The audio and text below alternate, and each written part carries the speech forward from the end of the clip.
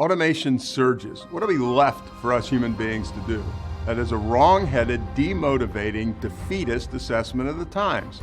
The new technologies are intimidating, but only if we are defensive and unimaginative about the way we approach individual and organizational growth.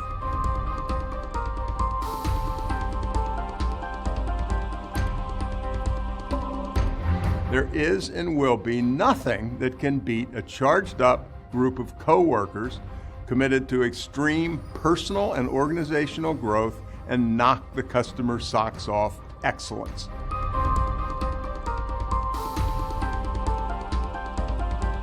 My recommended path to dealing with our madcap environment is an unstinting commitment to excellence, marked by extreme humanization of products and services and a further commitment to extreme growth on the part of every employee.